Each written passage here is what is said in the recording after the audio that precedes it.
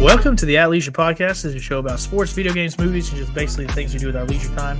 We're back talking about college football for our annual college football preview with a couple of mainstays and Brady and Ashton. How you guys doing? Doing good. Just excited. Mm-hmm. Oh, Got a man, good week one ahead, that's for sure. Good week 0. Oh, week 0, yeah. Yeah, true, yeah. No lie. 10 days away as the time when we're recording. So, man, I'm excited. I cannot wait to start watching football. It's taking way too much of my thought process. Honestly, I think that's why I'm getting a podcast, because I'm about to explode because I want to talk about it. So I'll put time codes below. Some of this stuff at the beginning, we're just going to kind of talk about all the changes that have happened in college football, and then we'll kind of go into the teams later. So if you got a specific topic you're interested in, you can look down there. But I think my favorite talking point of the offseason is the playoff uncertainty. So we already know this year it's going to be different. We're going to have the 12-team playoff like we did last year, but this time it'll have the 5 highest-ranked conference champions receiving automatic bids, and then they're going to just seed the teams, and 1 through 4 will get the bye no matter how it is. And I honestly think that's a little better.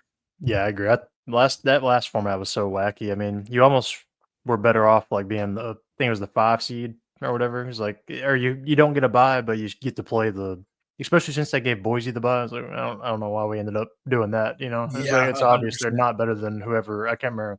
Was it the Big 12 that I think it was, but that ended up not getting the bye? Is that who it was? No, the Big 12 got it. Yeah. It was SMU and Clemson. They didn't get it. Oh, yeah, there you go. Okay, yeah. Yeah, because Arizona State got the bye, and then they played Texas. That's right. That's right. The best game of the playoffs, honestly.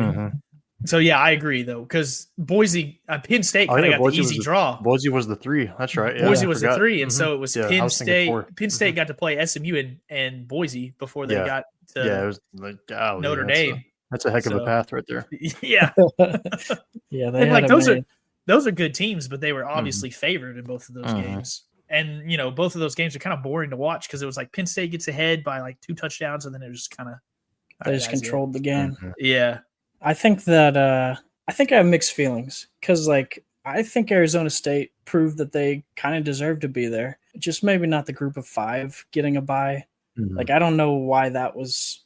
I know why that's possible. I like group of 5 schools too, but I will say there's something to be said for playing a power conference schedule. Well, that was it was a weird all year. They kind of had a weird obsession with Boise, because they lost to Oregon, and then it's like, all right, they played Oregon, so we're just gonna rank them way up here. They didn't play good with them. They played them. Power of losses. They did play good with them. It was very it was a quality loss where they only lost by a touchdown to Oregon, who hadn't lost all season. Yeah. After that, but it was like they didn't beat anybody. That was early in the year, right? Yeah, it was. And Oregon was struggling early in the year. They were winning, but they were not the Oregon at the end of the season we saw.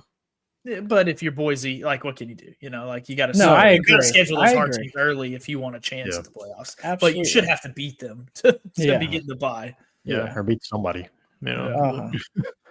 But, that's last year, and it was a fun playoffs. I really enjoyed watching those games. Yeah. Even some of the blowouts were fun because of the atmospheres, and then just the weight of it all was fun. And it was cool to see some teams that you don't normally see have success, kind of be in there and have a chance. And so honestly, I felt like Texas games were my favorite to watch each time. They were the nail bite, the actual competitive games. So they know how to blow a lead, that's for sure. Yeah. And Notre Dame was fun to watch too. It was good. I enjoyed it, but I am excited for this new format for 1 year, and then we get to mix it up even more. And that's been the craziness of so the current college football contract ends after this 2025 season. So then the format's going to be rebuilt from scratch for 2026. And it just feels like getting a playoff system nailed down for the future is proven to be nearly impossible.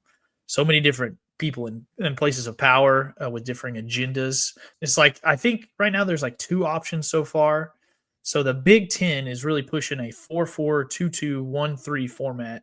So it's 4 automatic qualifiers for the Big 10 and SEC, 2 apiece for the ACC and Big 12, and then 1 spot for the highest ranked group of 5 champion, and then an at-large for 3 teams.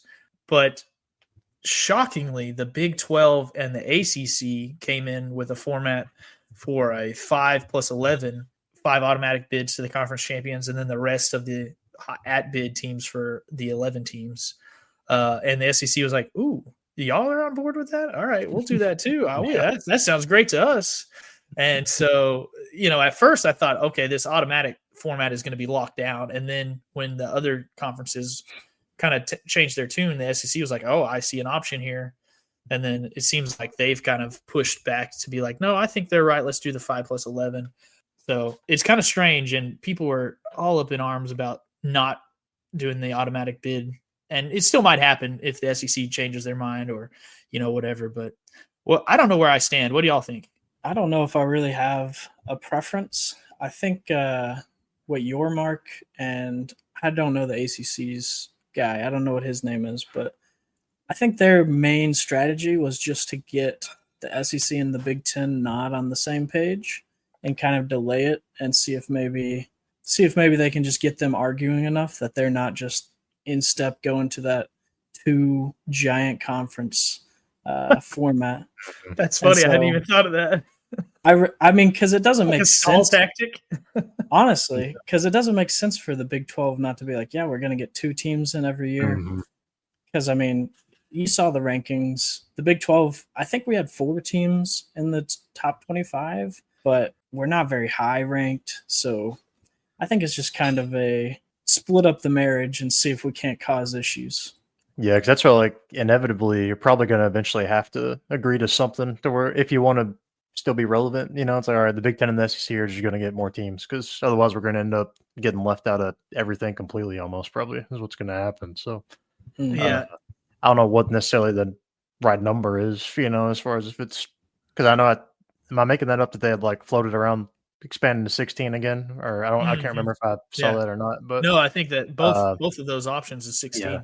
And I don't know what that would be, but it's I'm kind of with Brady on that though. It's we do get 2 teams, and if for some reason we have a really good third team, they might could sneak in, somehow, but unlikely. In the auto bid, there's 3. That's true. Yeah, that's true. 3 at large.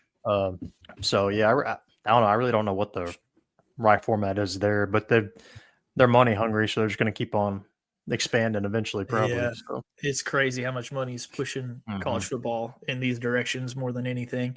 And the SEC, I mean, they jumped on this model because it's they've come out with refined metrics involving strength of schedule for the playoff committee to use because they were mad that their 9-3 teams didn't make it. And so they believe I think they're like, oh yeah, let's do the 5+11 because we got this new format of strength of schedule coming out and we could get 5+ teams in. I mean, they were apparently they were distributing 7-page memos entitled "A Regular Season Gauntlet" to media members in their spring meetings in Florida.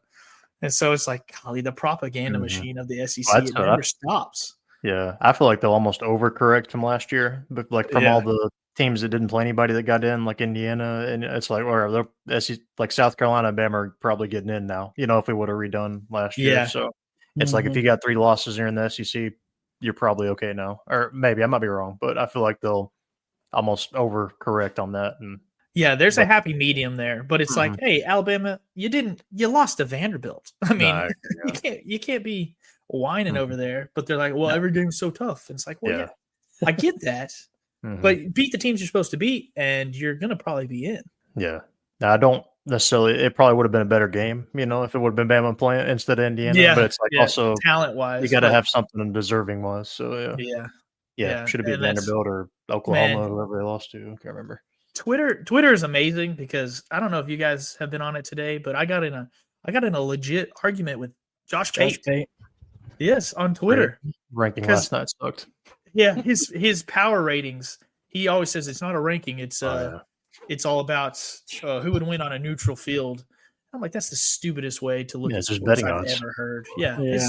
Doing a rankings based on betting odds is so dumb. It's such a dumb way to look at it. I remember last year or 2 years ago, I guess it was, Washington beat Oregon, and he still had Oregon ranked higher than Washington because he was like, yeah, if they played again, they wouldn't beat them. And then they played again, and they beat them. And he's like, well, I don't know. I bet a third time wouldn't happen. It's just so stupid. I disagree with the model on this one. Yeah, exactly. I love his show. I don't want to dog him too much because he loves college football, but good grief, that just drives me up a wall. And he's like, it's a rating, it's not a ranking. I'm like, legit by the definition, you've got 1 through 20 here. That is called a ranking. Yeah. But I was happy. I had like 30 people like my response. I was like, all right, that's good enough for me. I feel validated. You're not the only one that gets frustrated with him sitting on the fence. Yeah. I mean, he says it all the time. You can't be right. You're always going to be wrong. And he's like, this is the ranking, or the power rating, not me. Like, I disagree. Yeah, the model. He calls it the model. The model. He's like, if the model's right, I agree. If it's wrong, I disagree. I'm like, anybody that has Oklahoma number 10, I mean, come on. Yeah, it's crazy. We'll get into that. We'll get into that. I think, okay, so back to the playoff, I would say, I think the disadvantage of the 5+11 model is this playoff committee that is so biased and has to make these decisions. It's just so frustrating. And then, are you looking at it? Yeah, sorry. I didn't see it earlier. Yeah. Hey, give me some likes, back me up, baby. I didn't realize he replied to you. He replied to me. That's what I'm saying. Yeah. They are rankings. Yeah. Oh, it's awesome though. That's what I love about Twitter, man. I was like, that guy has no reason to be responding to me. It's like a KD situation a little bit, but hey, I was happy about it. What was I saying? No, you're good.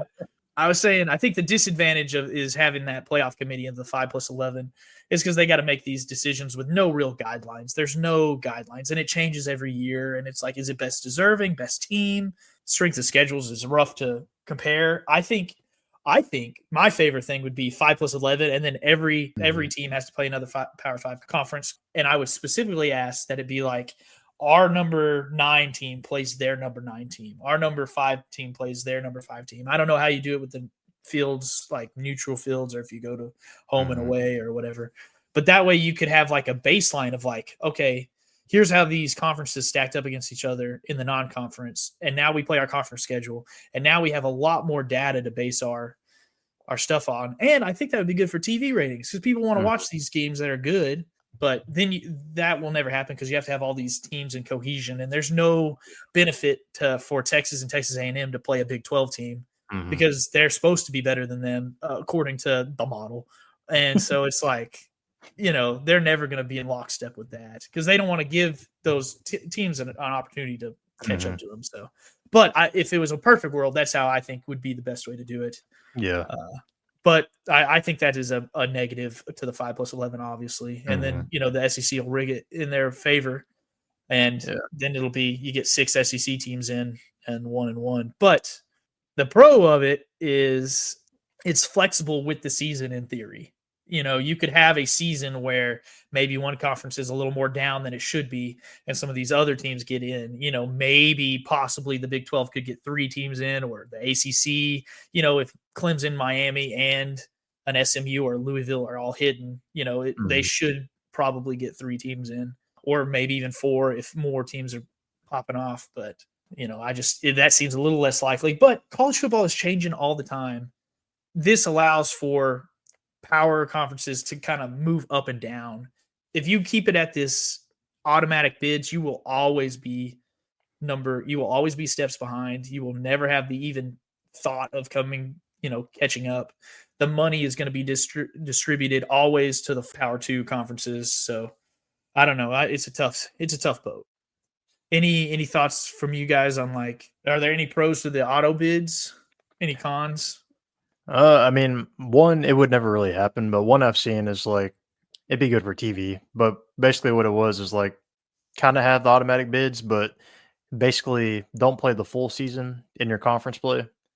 And then you turn it into a tournament almost. Like the lowest seed in the SEC plays the 1 seed, and till you get down to 4 teams, and then those 4 teams left advance out of to the playoff out of the SEC, and then it wouldn't work, as far as it just sounded most theoretically. Good. I was like, yeah, I would watch that, as far as how if you've got a true elimination thing where it goes, and then maybe you've got an at-large at the end, for whatever team doesn't get in, depending on the numbers. But I don't see how it would really work and match up the links of the season, but it would, because you'd end up playing more games probably, so it probably wouldn't match up anywhere. But that's probably the best one I've seen as far as that I thought would that'd be something interesting in watching, because you've got more meaningful games as far as if they lose this, they're for sure done, but they could somehow upset the team and move on.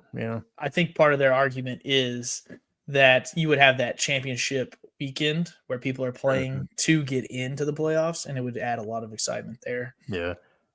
Well, that's what I kind of wish. If they're going to do it like the automatic bids, I almost wish they would go back to like true divisions instead of just the two best teams, because the two best teams are going to get in anyway. You know, like it's like I think 100%. last year, besides the Big 12, I don't think anybody that played in the championship didn't get in, even if you lost. You know what I mean? As far as the bigger ones. So, like if you had an Iowa against an Ohio State, like Iowa's not going to get in, but if they win, they're somehow getting in. You know, like I think that would at least, I don't know, it'd make it worth watching, because now the conference championships are like, they mean something kind of, but also not for some of them it doesn't. You know? Yeah. Honestly, it was helpful that that Ohio State didn't play in their championship game. Mm-hmm. Yeah, and so that's kind of frustrating. Yeah, exactly. Gave them a better path. Mm-hmm.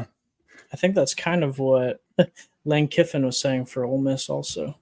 Kind of like, I mean, I didn't think he deserved to be in, but he's just like, if I was there, I wouldn't even want to play in that game. So some way to get some more meaning back in those games. I don't know. Well, yeah, which I guess they acted like last year. They technically weren't going to judge them too much from the conference, because I think if I remember right, Clemson was just beating the crap out of SMU. I think it ended up being close, like a little bit at the end, but for a while they were just demolishing them. It's like, all right, this team doesn't need. I think I think it started bad, but SMU ended up coming back, and I think they called Dabo. They might have missed a field goal or something. You got to let them back in a little bit, so we can get two teams in. Man, you got to take it easy. They got a lot to decide there, but it'll be interesting to see which one that goes. I mean, I'd enjoy either one. I think it's ridiculous for people to get mad about the Big 12 and the ACC not wanting the automatic bids, because I'm like, hey, if you're the leader of these conferences, you do not want to ever concede that your conferences is lesser. No. Even though everyone can see, like, hey, you get less people in the NFL, you have less, you lose your teams to another conference.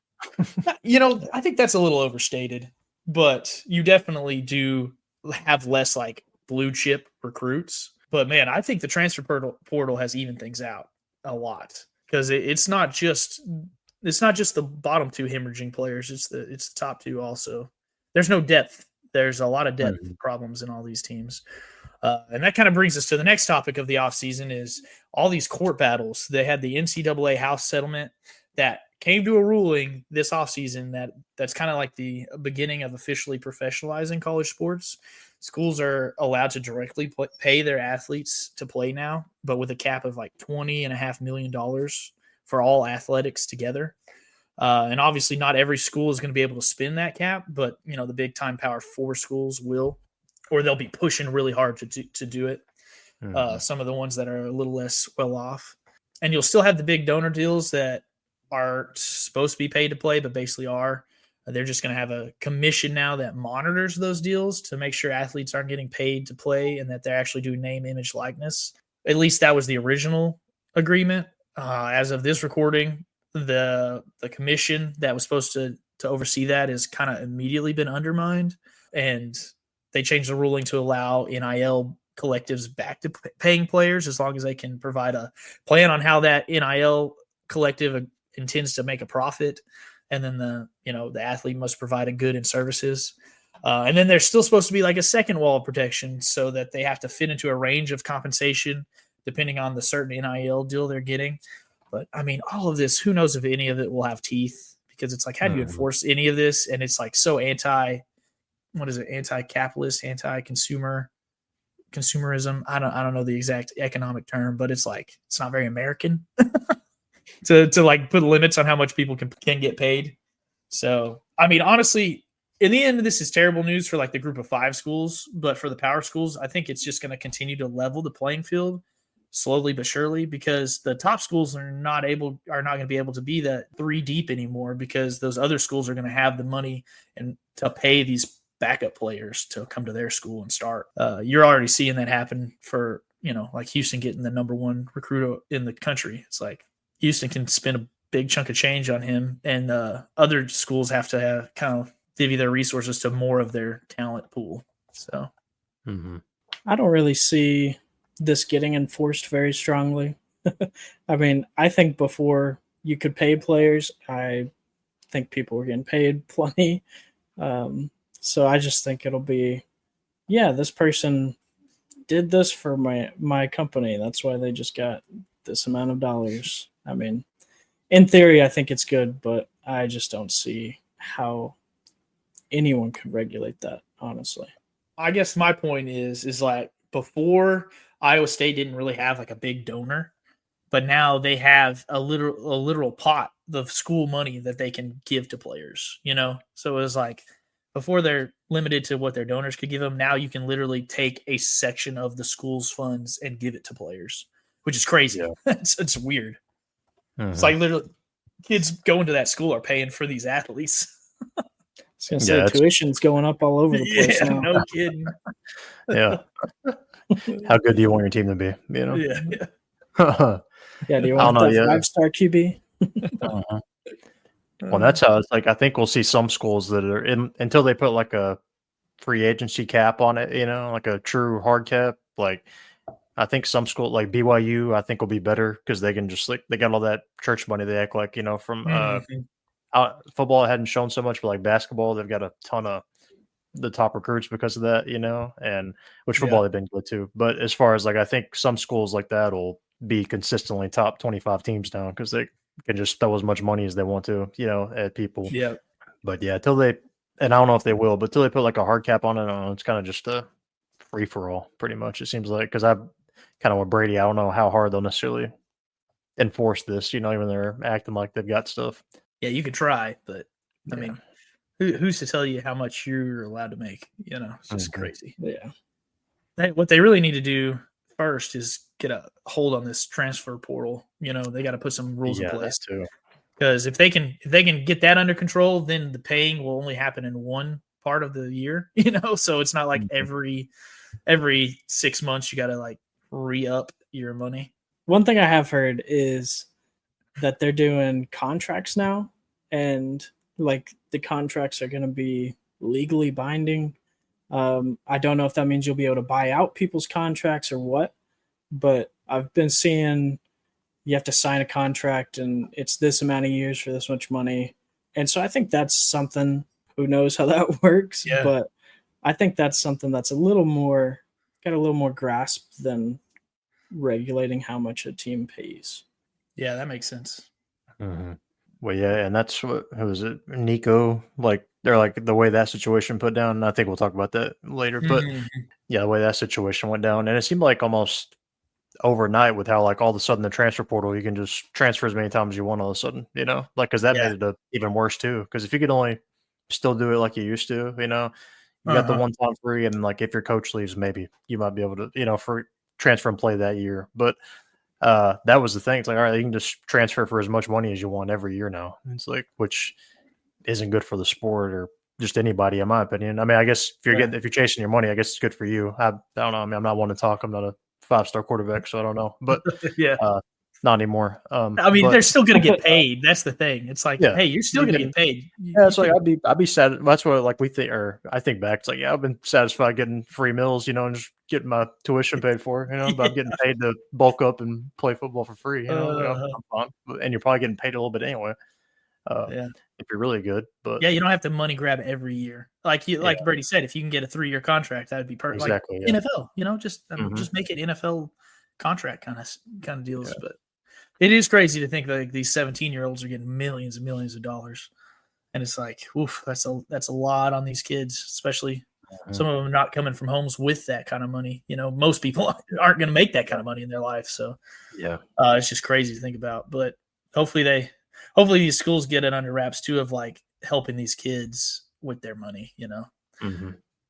Because I do think it's fair that they get paid. I'm honestly still glad that they're getting paid, because it's crazy to me to think that these kids were going out there and doing NFL level competition for free, basically. I mean, tuition is not cheap, but it's also not what you're worth most of the time as a football player in a D1 school. So, other news. Let's go to the QB transfers that we were talking about. So the Nico situation. Tennessee to UCLA. Isn't that crazy? I feel like that'll happen more now, because it was like he was committed to Tennessee, but they didn't offer him, or he was fine with Tennessee. Like he's committed to go playing for him again. I mean, but it's like they're not offering me enough money. I feel like I can get more money out there. And then it came out that like his dad supposedly called Oregon asking like, hey, I'm willing to hit the portal if you want to offer up some Nike money, Yeah. And they're like, no, we're good. So, okay, well, UCLA it is, or wherever. Who else wants to offer me money? So, yeah, I don't know. I didn't like that situation, but No, me neither. he That's stuck it up in the insane. playoff anyway. So, Yeah. Well, he took him to the playoffs. That's what's crazy. he did. No, that's what. Yeah, They had a what. 10-3 record, and it wasn't like That's he the- was a specific reason. Like it was No, mostly yeah, for sure. their defense. And that's the one thing I don't like now. It's like you get there and it's like, all right, well, your whole team just leaves after that, Like, okay, well, that's awesome. Yeah. It used to be like a team, I would think, but Yeah, he'll be an easy villain to root against. yeah. It was also Carson Beck kind of did the same thing, but he was more of like, I don't know. It seemed like Georgia almost pushed him out. Yeah, a little bit. Yeah. So, Yeah, I think they're ready to move on. I don't know. Which is crazy. He went 24-3 as the starter at Georgia. Like Mhm. what more are you wanting? Yeah. I do he had think he had elbow surgery, and they were like, you're out. Yeah. I do think they could put just about any, honestly, 3-star quarterback in there. Like it doesn't have to be a 5-star. They could put a 3-star in there, and they're gonna win 9 games. So I guess they're saying this gunner is gonna get them that 10 or 11th win, and Beck's not worth what he wanted, I guess. Well, who was the quarterback before Beck that like made multiple national championships? Because that fits exactly what you're saying. I can't remember his name right now. He was like 28 years old. No, he he was like 28, wasn't he, or something? Or Bennett, Stetson Bennett. Stetson Bennett. Yeah, there we go. Yeah, that fits. And it's like if you can just be a game manager, you don't have to be all world talent. You got all world talent around you. So, but I mean, Carson Beck was definitely a game manager at least. That's my point. They're like, you're not special. We got Gunnar Stockton, or I think that's his name. Yeah, that is. Yeah, it is. Yeah, I guess that's true. It'll be interesting to see how he plays in Miami. I mean, there's no way he can follow up Cam Ward's season, but he can be good. And I think Miami's as a team is going to be better. I felt like Miami was just Cam Ward carrying them by the tail. And then I guess the other quarterback transfer that's not quite as high profile is John Mateer, Washington State to Oklahoma. He came over with his offensive coordinator to Oklahoma. He threw for over 3,000 yards, 29 touchdowns, and then rushed for 825 yards and 15 touchdowns. But he played, a Mountain West heavy schedule. Although I'm pretty sure half those touchdowns came against Tech. That was a pretty miserable game. So true. So I'm a believer. I'm a believer in him, honestly. After watching that game, I'm like, hey, maybe he can do it. Yeah, I mean, he might be putting the money line on some games, but what do you think about that? I thought that was wild. Explain it. Was it UCLA and USC? I think so. It was like 4 years ago. Yeah. I think in 2022 he sent a Venmo transaction that said UCLA sports gambling UCLA USC, and it was either the day of or the day after the game happened. So it's like that's pretty hard evidence, and he's claiming it's an inside joke. So, and it's funny because it's like he probably made that bet with his buddy, and then sent it over, and they thought they were so funny calling it sports bet gambling because they were making a bet between each other, and now he's in like serious. They're gonna have to do an investigation on him. I mean, I don't think it's really anything. No. He's not betting on a game he's involved in. It's a game that he had nothing to do with. And it's a bet between friends even. I was going to say, it's just a friend. So who knows, though? I mean, I do think it's... He deleted it. Yeah, I do know that the NBA betting policy is pretty harsh and you can't do betting with friends. So who knows if it's the same situation. It'll be hard to prove that those screenshots are real. I kind of hope nothing comes of that because, I mean, I don't know. It's harmless. I don't want anything. Yeah. Maybe. I don't know. We'll see. So long ago, too. Some Texas fan is feeling real good about themselves, so digging that out of nowhere. What kind of person is just doing that? I know, it's just like, there's got to be something. Got to be some dirt on this guy. Yeah. I wonder if he's on Venmo. Let me look him up and then just show. What is this? It's crazy. Maybe he was playing him in AAA or something. Yeah. College football is crazy. It's already created some pretty good memes, though. Yeah, it has. Have y'all seen the AI generated one where they interview him after the game. Yeah. It's like, then they're like, up how do there. you think you? Yeah, great game out there. How do you think you did? He's like, F that. I don't care. Did Miami, Ohio cover? Yeah, something like that. Goodness. Wild. We have AI doing that, but yeah. Yeah. That's a podcast for another day. I guess last kind of news, Pac-12 returns. Comes out of the grave a little bit. A little bit. I'm going to call them Pac State. Yeah. It's insane. So they've got Boise State, Colorado State, Fresno State, Oregon State, San Diego State, Texas State, Utah State, and Washington State. And then Gonzaga for basketball. So, So it's like, I guess that's better. I think they're going to play on CBS, so they're probably going to make some more money than if they were playing in their old conferences. But golly, it's so weird. Yeah, because like I'd probably still take the American over them. I don't know, as far as like as a think whole, it's like so. Boise might be better than everybody there, but other than that, it's like yeah. You got left in the Pac-12 for a reason, for the other two. But Yikes! But I think it'll be more fun it'll be them and the American for me as like, okay, of these two conferences, maybe one of them is going to end up being a good team. And some of them are going to be able to get some more resources because of the money that they're going to get from this TV deal. That's not like crazy, but it's something. It's more. Yeah, just another conference that a Texas team is going to be at the top of. So, yeah, it'd be crazy if Texas State got powerful off of this hodgepodge conference. And then I guess Bill Belichick, if you didn't know, is now a coach in college at North Carolina. Do you guys think he will succeed there? Well, he's got to stay away from the college girls, first of all. Pretty sure that was the first headline whenever he started coaching there was his girlfriend's age, and she was at practice. And I don't know. It is a whole mess. I was like, it's a messy start to Bill Belichick's career there. I mean, he's a great coach, so we'll see. I'm excited to watch them and see how he can transform that program. But I don't know. There's been some successes, but a lot of failures whenever coaches switch from college to NFL and NFL to college. So we'll see. Yeah, I'll be shocked if it lasts more than like a year or two. I don't know. Really? But, isn't he pretty old? I know he's dating pretty old. 19-year-old or whatever. But 24. She's 24. Yeah, 24. Sorry. But I don't know. I mean, maybe not. But let me look up how old he is actually, because I feel like I'm gonna guess he's like 72. Is he older than Pete Carroll? 73. So. 73. 73. Close. That is a pretty good guess, Brady. I don't know how good they'll be this year necessarily, So if nothing else, it's going to bring eyeballs. It'll be entertaining. Yeah. Yeah. I mean, if Colorado and Deion Sanders hasn't proved it enough, like you get a big name coach, it's going to juice up your program. People are going to pay. People are going to go to the games, and it's either going to be a fun train wreck to watch, or he's going to succeed because he's an unarguably one of the greatest coaches of all time in the NFL. So he knows ball. Does he know how to relate to 19, 18-year-old kids?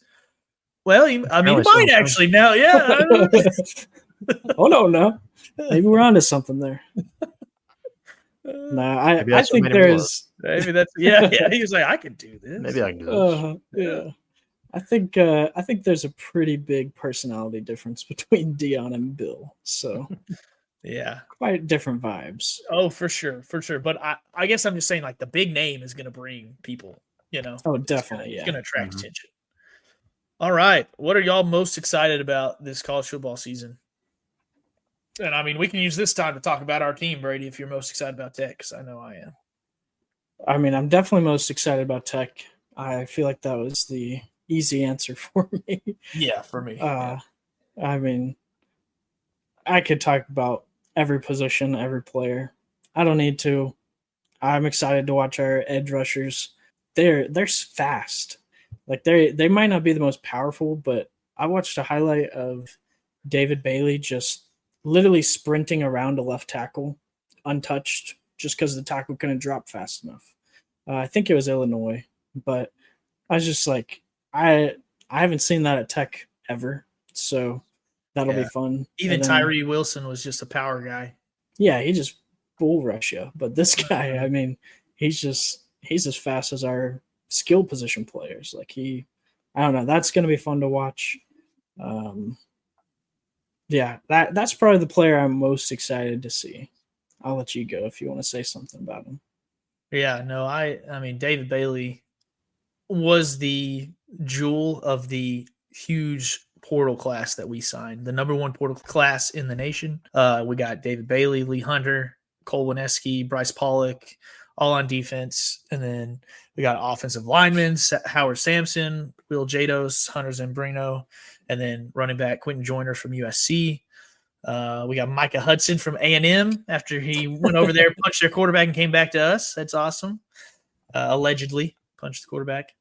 We got 21 transfer additions. 13 of them were 4-star recruits by 24/7 Sports. It's just like we've got talent on the defensive side, particularly, that we've not ever had before. And so it just gets you real excited.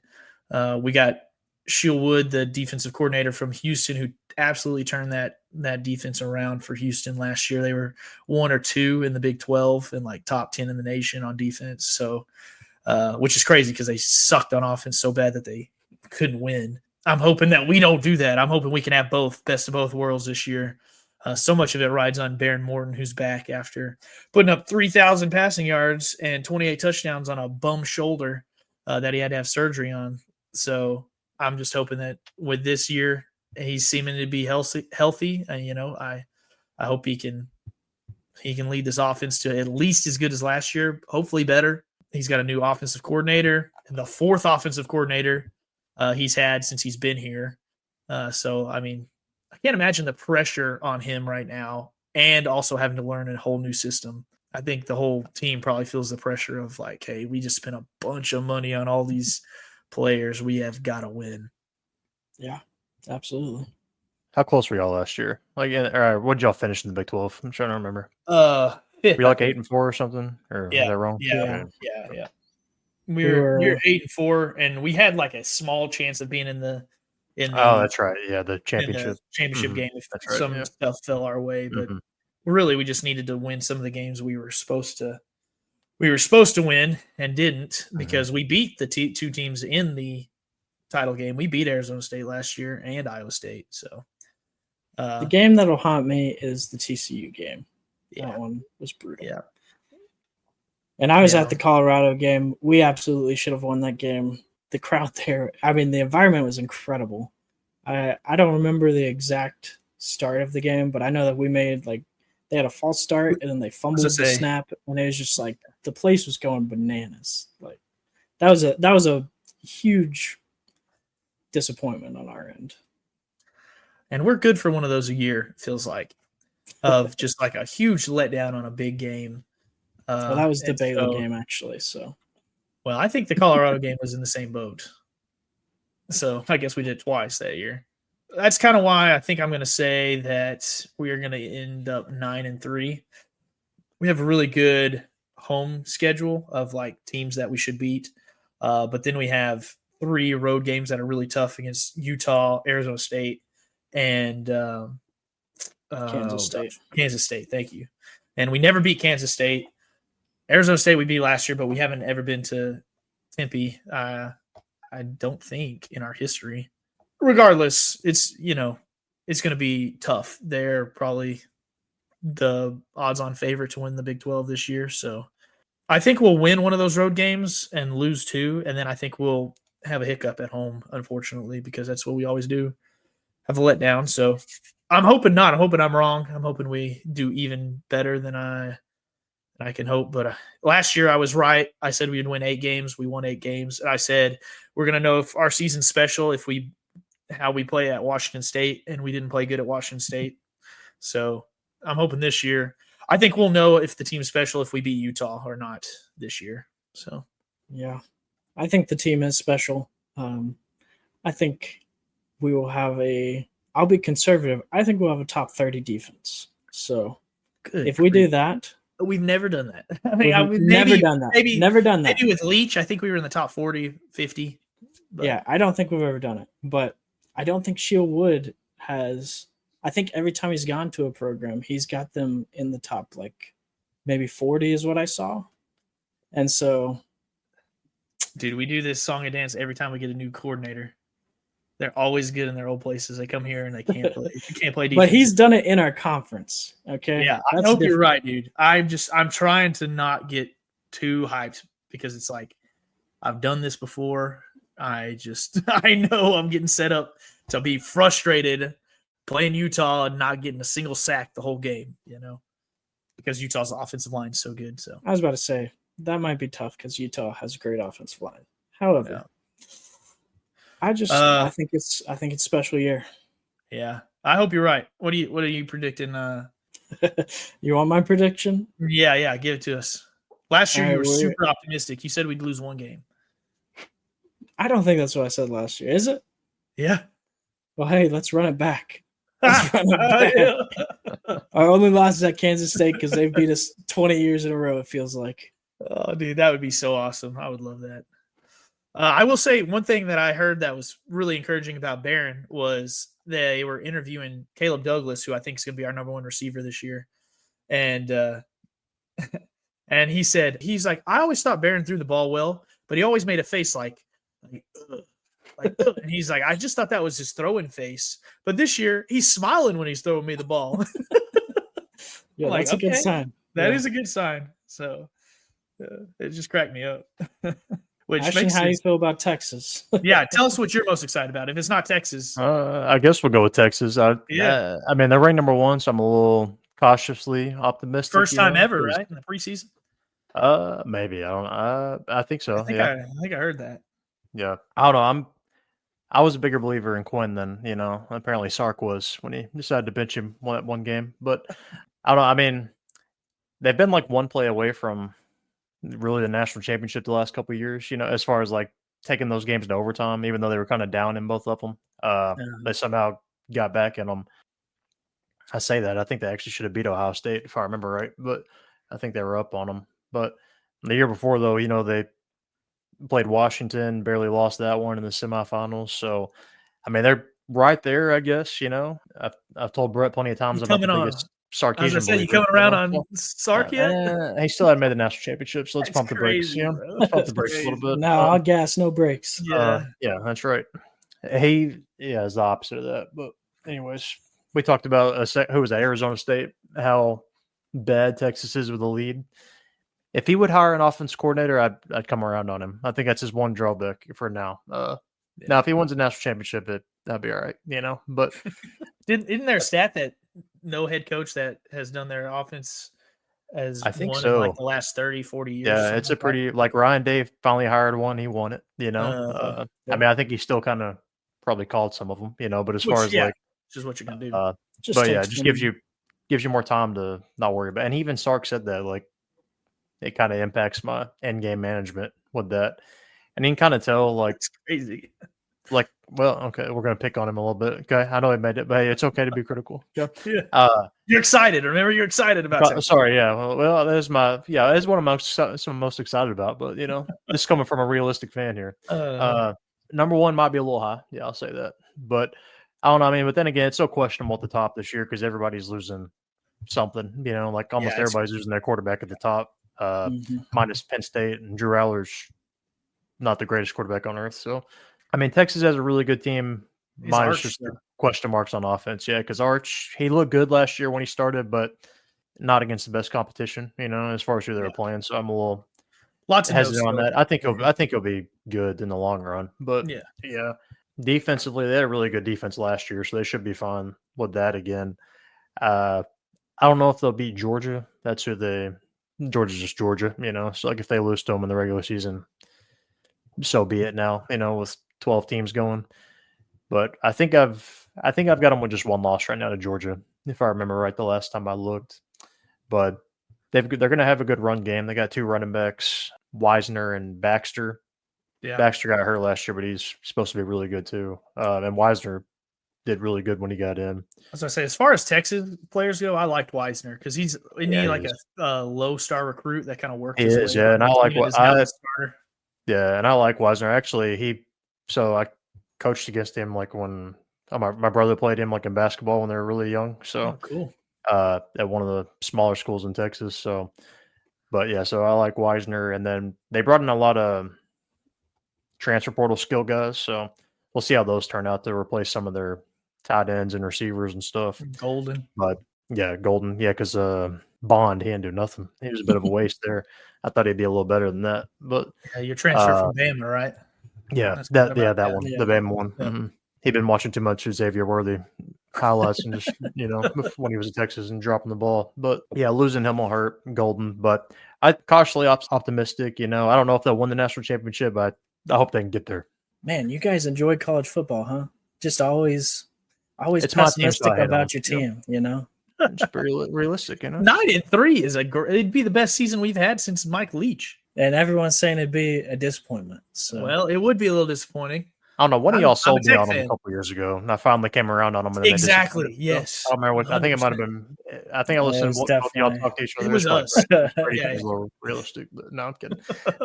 Somebody sold me on them, and I ranked them like way up there, and then they just is like, all right, Lost to Wyoming. That's screwed up. Yeah.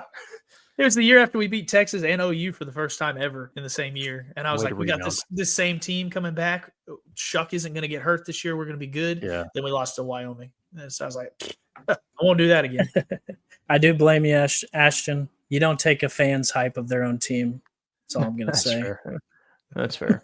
I usually don't, but I finally listened to somebody, So I was in on that year, dude. I was Tennessee and fully believing. Notre Dame and Oregon fans in my comments all the time. So Well, Joey has me drinking some Kool-Aid every year. And, Yeah.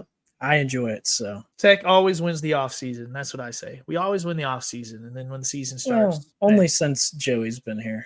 That I is was true. never really that excited before. Matt Wells. Matt Wells. Yeah, I guess. Anything else exciting, y'all, about the college football? I'm kind of just excited to see the portal again. Is this year 2 or 3 where it's been like super heavy usage? I don't know. 3, I think. Mm-hmm. Year 3? Yeah. It's just year 3 of Wild because portal. FSU is kind of my tracker. So they had the good year of the transfer portal, the bad year. Yeah. But I kind of just enjoy seeing how the portal works for each team because, like I said, FSU, great example. Year 1, it was great. They should have been in the playoffs. It was questionable, but then last year they were just awful. And I think Ole Miss is also a pretty good example. I think it's worked for them both years, just not quite to the same high that FSU had. But it's just kind of it's interesting. It's fun to see programs flip their skill like SMU and Indiana last year. I don't know. I think it's added a new dimension to college football that's really, really cool, but also kind of frustrating when you lose those players. We said, we got to get it under wraps. But I do agree. That was one of the things I was going to say is just further parity in the game. Last year was crazy with the amount of parity. It was the first time since 2010 that neither Alabama or Georgia finished with 0 or 1 loss through 11 weeks. That's what I figure will happen since the Big 12 and SEC are like stacking so many good teams. It's going to be tough to. I don't know how you make it through that really undefeated unless you just get a easy schedule somehow, But for me, I'd say, like you said, parity at the top, really, because like usually I could kind of lean towards one team winning the national championship, but this year it's like I don't know. There's really a lot hard of teams. There's a ton of probably like 5 teams I think that could win it. Last year the season saw like 8 top 10 teams lose to unranked opponents in September and October. Top 10, and that was the second highest rate since like 1989. And, teams like Arizona State is another one where they had a bunch of good transfers and they've had good returning players, and that meshed really well. They went 3-9 and then went to the playoffs last year. Indiana was the same way. They went 3-9 and then went to the playoffs last year. SMU was in a power conference for the first time and they made the playoffs. So it's just really cool to see some of these schools kind of get a boost from everything that's happening, and Vanderbilt beating Bama and just like all the upsets that happened. Northern Illinois is beating Notre Dame. And just like I said, one injury can really derail your season, even in just a game, because it's like their backup is not going to be that 5-star it used to be. I think it's been fun because there's still like massive upsets. Like Alabama and Georgia still have a leg up on all these teams, but it's kind of a little less of a leg up than it used to be. I also like all the new starting QBs for these blue bloods. Like Bryce Underwood at Michigan. Like, who knows how that's going to go, but he's going to be playing. Julian Sayin at Ohio State. CJ Carr at Notre Dame. Dante Moore at Oregon. Arch Manning, obviously, at Texas. Gunnar Stockton at Georgia. And then Ty Simpson just got awarded the Alabama starting job. And over 3 seasons with them, he's only passed for like 300 yards on like 50 attempts. So it's just going to be interesting because normally there's like a lot more consistency at the top of like known commodities. And all these guys, we just have no idea what they're going to be. And quarterbacks rule so much of the game of football. So that'll be fun. Yeah, and that's like probably like 4 of the top 5 preseason teams, you mentioned, as far as like with it, like, or like I was saying earlier, like besides Penn State, it's like almost everybody like at the top is replacing their quarterback almost. And that'll be fun to see. It'll just be fun to see these new guys. Who's good, like, who's not. Yeah, because one of those teams probably going to just Florida State it, up off the edge. Yeah, I'm excited. I mean, I'm excited for the quarterbacks also. I'm also just excited to see like the breakout players this year, like Jeremiah Smith and Ryan Williams last year. Do I expect to see something like that again? No. I mean, those guys, if they were not in college at the same time, they're both like generational talents at wide receivers, and we got 2 of them. So I don't know. It's just kind of like, it's kind of crazy to think of, like, we had no clue who they were last year. Maybe we knew who they were, but we were like, in a couple years, they'll be really good. So that's kind of fun to watch. There's one guy at Minnesota I'm excited to watch. Minnesota, of all places. His name is Coy Parrish, and I believe he's going to be a 2-way player this year. He was a true freshman star safety for him, and now they got him playing receiver also. Is he going to be Travis Hunter? No, but, it'll be fun to see. That I think there's someone at Syracuse that might also be playing 2 ways. I think it's starting to become a little more like, hey, we'll give you a chance if you're that good. So I think that's something to keep an eye out, and that could be fun to see this year. That's cool. I didn't know that. Yeah, I'm excited to see those 2 receivers again. Ryan Williams had a great season. I think he had 870 yards receiving, had a bunch of touchdowns. But his game against Georgia, where he had 177 yards and a game-winning 75-yard touchdown, that game-winning 75-yard touchdown was so incredible. It was just fun to watch him play. And then Jeremiah Smith, obviously, for Ohio State, might be one of the greatest receivers of all time if he keeps this pace. He had the 4th highest single-season receiving yard for Ohio State as a freshman. Definitely set all the freshman records for them. Won Receiver of the Year in college football. First-team All-American, Big 10 Receiver of the Year, Freshman of the Year, Freshman All-American, like all the statuses. Like, he was just incredible. And I heard somebody, I think it was Joel Klatt maybe, say like, I think he might have a chance to be like Jerry Rice level good as a receiver. And it's like, I guess there's no reason to say that he couldn't be. I mean, he had 13,000 yards receiving and, 15 touchdowns last year. So just awesome to watch him play. Yeah, he's pretty big too. Like, sort of like his body. Like, he's a big dude. Yeah, he builds in a lab, is like they say.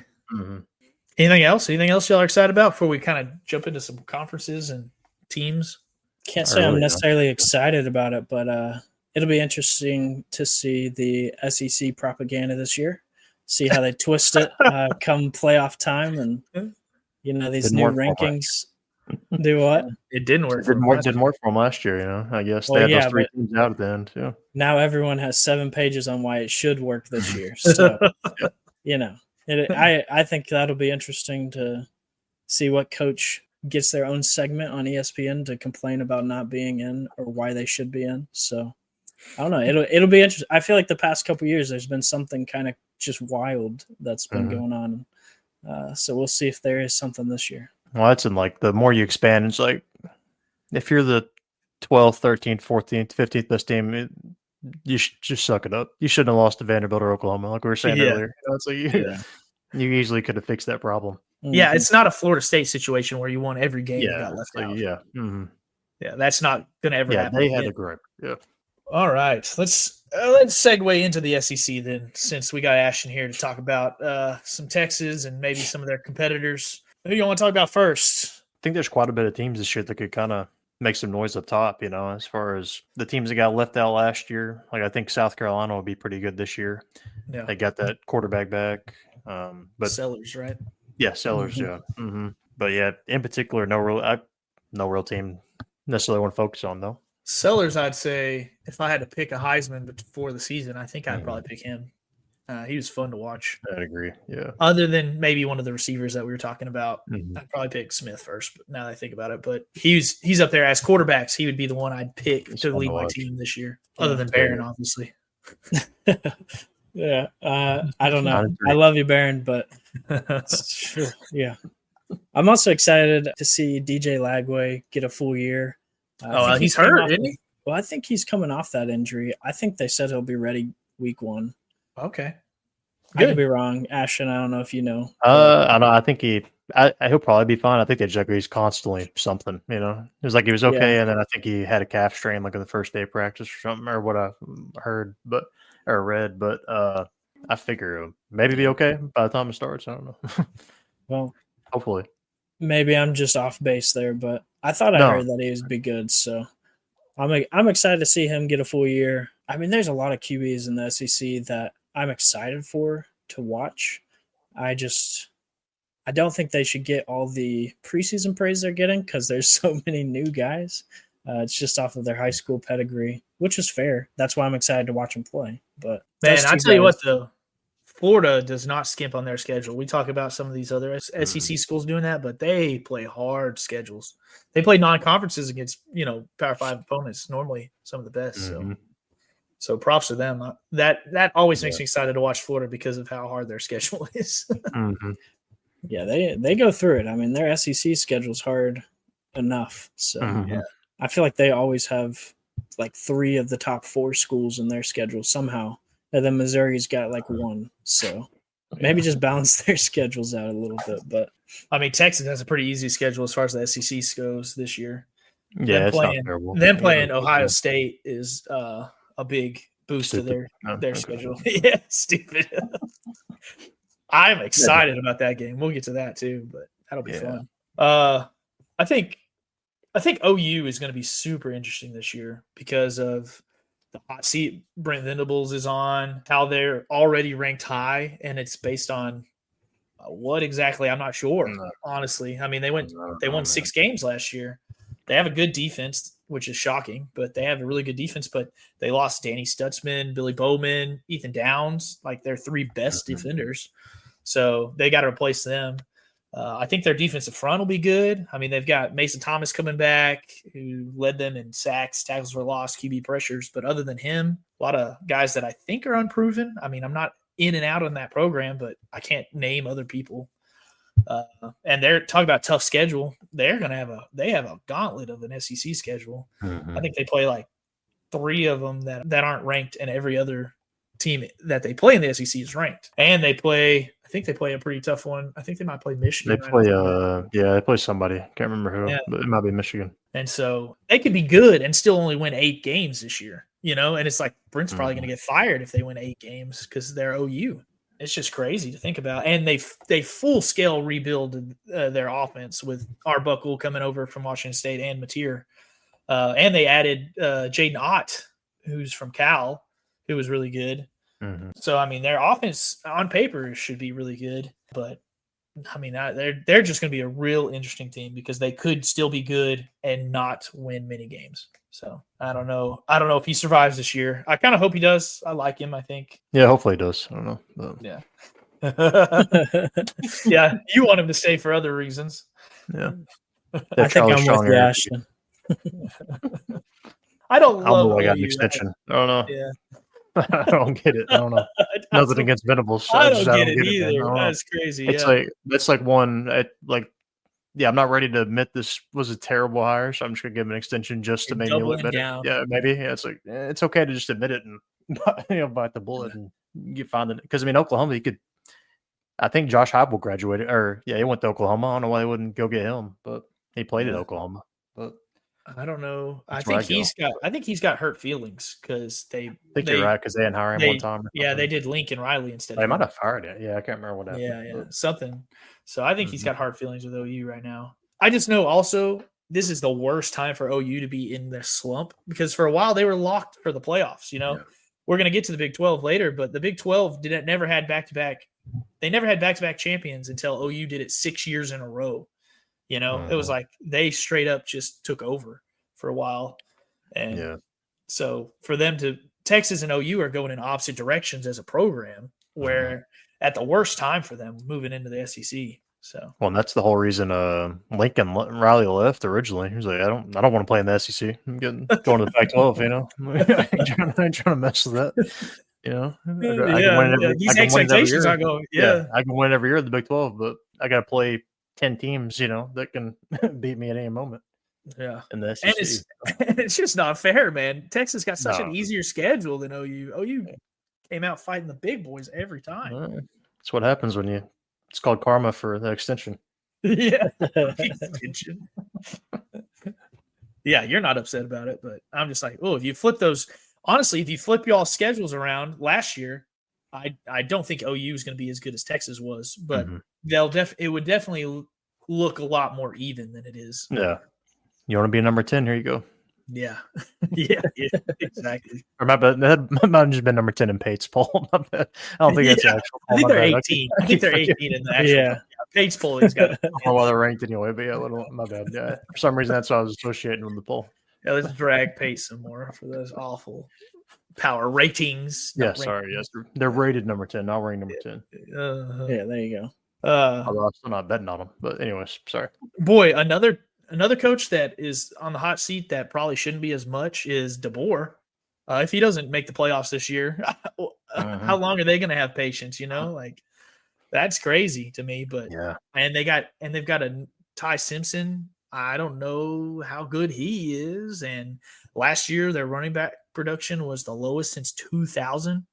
Like, can you even name their running back? No, it was all Jalen Milroe running the ball. Yeah. And so his name is Jam Miller. So, and he had 668 rushing yards. Okay. So it's like they're going to have to figure something out on offense. I guess my question is, why do you say he shouldn't be on the hot seat? I think I would say because he wants some tech expectations, you know, let's be realistic here. Okay, well, tech expectations, yeah, I'm a little over the top on that, but he goes into a Bama program that has all 4 and 5 star athletes. He's got all the talent in the world. He hasn't been winning the recruiting battles in Alabama. They had a guy that said he grew up an Alabama fan. He's a 5-star, and he didn't even go to Alabama this year. And so it's just like, he's not winning the recruiting battles in his own backyard. He's not winning on the field. What's he doing there? I mean, he got the most prestigious job in college football and is not doing anything. Well, it's only been 1 year, first of all. And there's a reason Saban left. He didn't want anything to do with this. Like, all those advantages that Alabama had are slowly going away. And so now it's like they're going to keep that expectation, but they're losing all the things that made Saban's Bama team so good, where they were 3 deep at every position. They had all of the top recruits, and not to mention Saban's a great coach. But I mean, now, like we've talked about, there's just so much more parity, and the schedules are harder because the SEC has merged 2 more teams that are at their level of, resources. I don't know. I just think Saban left because he saw, okay, this is going around I don't want to be a part of. Let the next guy come in and take the fall for the program not being a perennial national champion. They're still good. He's still good. He won 9 games last year. They just lost to Vanderbilt, and that's just something that does not happen under Saban. So I don't know. Yeah. I would give him 3 years, 4 years. If you don't make the playoffs any of those years, then you're out, and we find another guy because surely he could do it. But to expect to be in the playoffs every year, I don't know. That's tough. I think I would have to believe that DeBoer knew what he was getting himself into. For sure. I'm not going to feel bad and for so him. I'm just kind of like, you're walking into a situation where you're probably going to be the fall guy. So you got to perform. And if not, you're going to be gone. That's just kind of how I felt the position was. And so that's why I kind of think it's valid that he's on the hot seat. If he even is, I don't know if he is. Yeah. I'd say it depends on how they do this year. Like if they have like a 7-1 season, for sure, I think it'll be gone. But like 8 wins, maybe. Yeah. But if they do like 9, I think it'd be fine, But I think his seat would be hot next year. Not 2 9-win. It was kind of a weird year for them last year because remember like that against Georgia, they like jumped out and were just beating the crap out of Georgia that first half, and then it's like after that, just completely just skyfalled their I season. mean, didn't they win though? I think they lost. Yeah, I think they won. I think they ended up winning. You remember They really- went down you and then remember they made a Williams- game-winning drive. You remember Williams made that catch over those two defenders. Oh yeah, spun you were just around talking and about that. for the touchdown. Yeah. No, And I he was won just the saying like game. that was like the peak of their season, and after that, it was like 100%. Yeah. it was like they were up by like 40, I think, at halftime almost. Like not Yeah. even They exaggerating. were beating the dog out of them, slowly. for sure. Yeah, and then after that, they lost to Vanderbilt, and it was like, yeah, the season. And their loss to OU was bad. They did lose to OU. That's what I was thinking. That was bad. Yeah. Yeah, I mean, come on. If you lose to OU, come on. 2024 year. OU. You deserve to be fired. Jackson Arnold was back there just praying he didn't get hit every single time. he Venables caught is the ball. beating you. That offensive line was so bad. It'll be interesting to see how he does at Auburn. His confidence seems to be shot after that last year. I changed my mind. I agree with Brady. Vanderbilt and Oklahoma. They should be. But they lost another game too. I don't remember who it was. I don't think that was to a bad team though. I might be wrong. I think it was South Carolina beat them. Or am I making that up? Maybe Ole Miss. I can't It might have remember. been who it was. Ole I don't think it Miss. was Ole Miss. I think it might have been Ole I Miss. think it was Ole Miss. I think that's why Ole Miss was like, we should be in the playoffs. Then yeah, those three. Never happens under Saban, that's for sure. He definitely wouldn't have lost to those three. I don't think. I don't But think he he would might have have- lost he might the have way this- that he lost to OU. Yeah, because that one was embarrassing. That was wasn't the it? one It that was was, kinda yeah, that OU one is was obviously not embarrassing. very good this year. Right. So And they had a chance. That was like if you win, you're probably going to you're sneak in, in the you're playoffs. probably in. Yeah. Yeah. Well, talk about Just hate on every SEC coach, but sorry. yeah, I know, I love it. You're going through the gauntlet. Who's next? You know? These guys suck. Sorry. All right, how about Kirby Smart? What do you think about him? Hey, it's pretty good.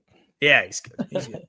But who's Gunnar Stockton going to throw to this year? 'Cause Although I he don't needs think he to had great receivers last year either.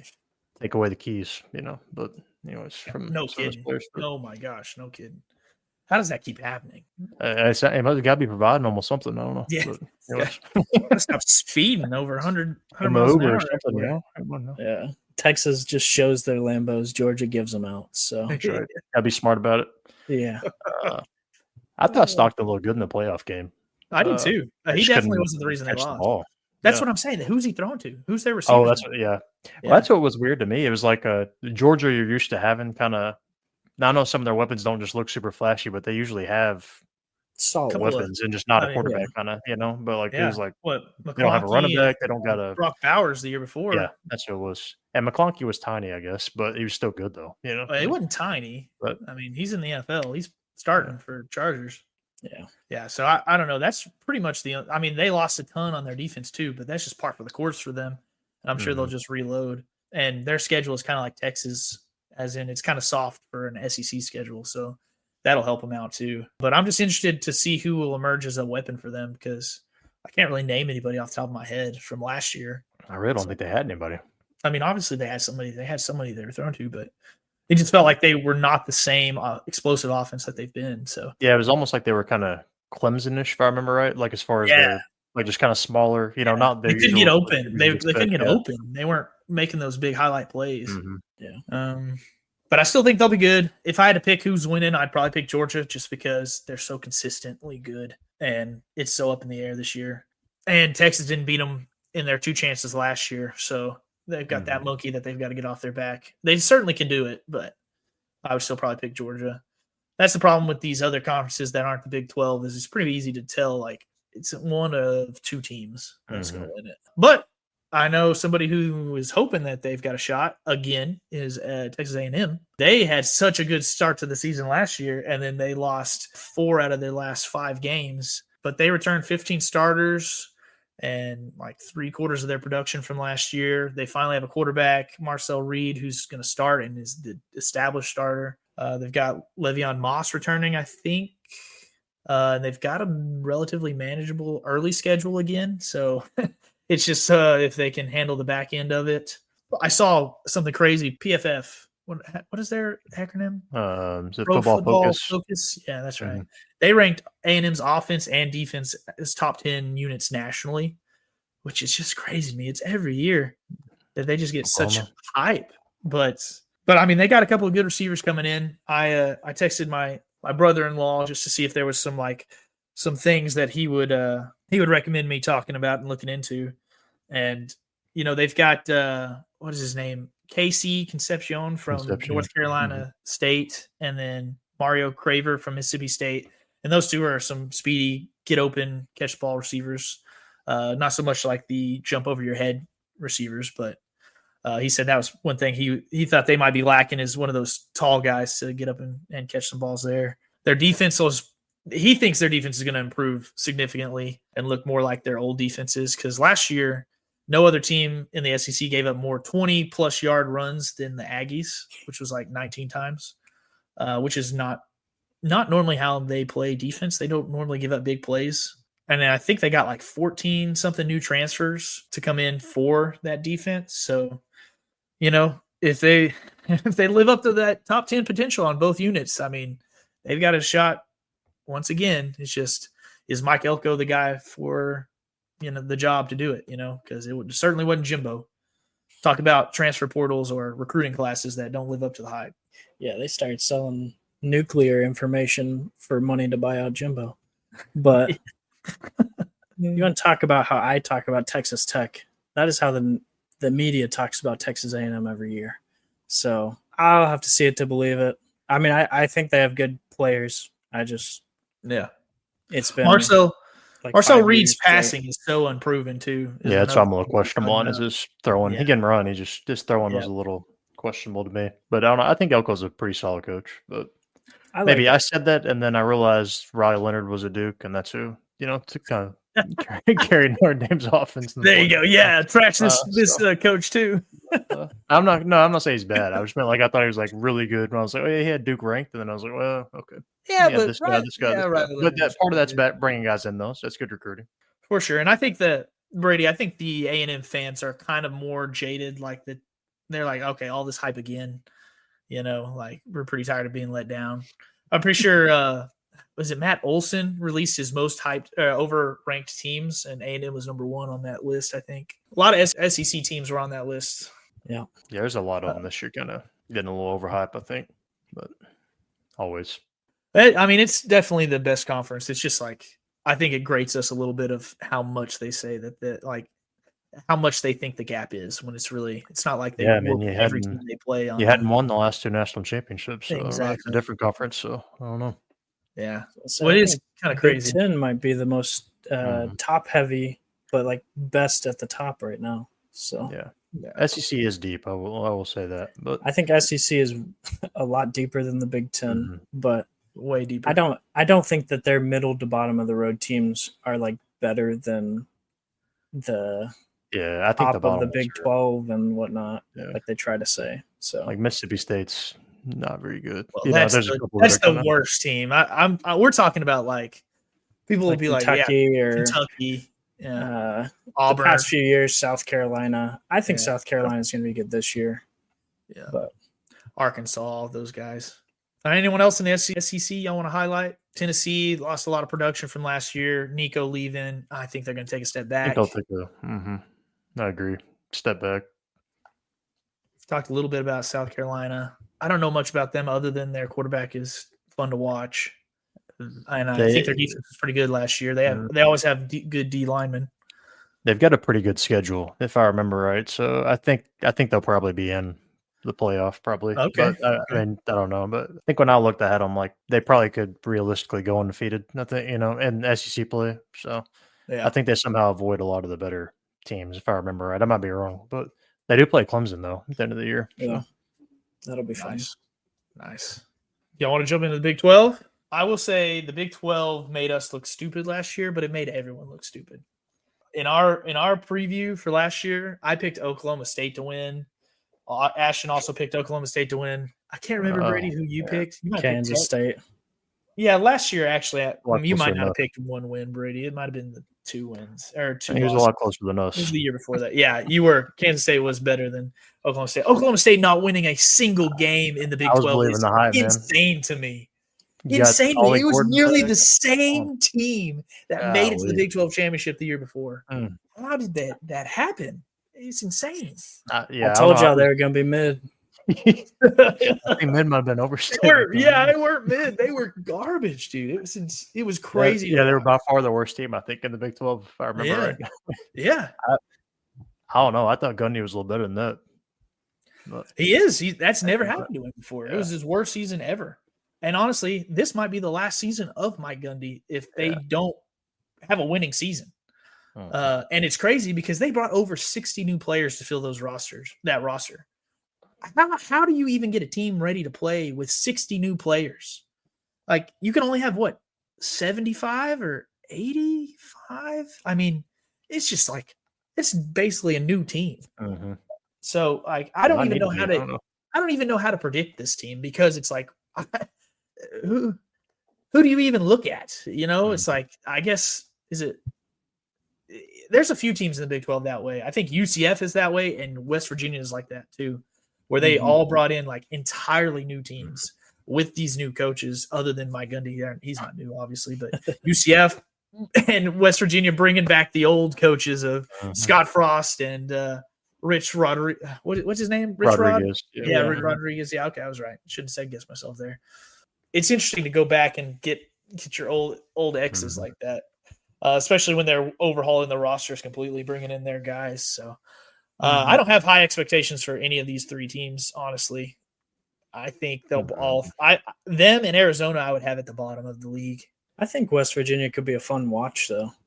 I think towards the end, I think they will be fairly rough until middle to end of the season. I think they might start to mesh a little bit.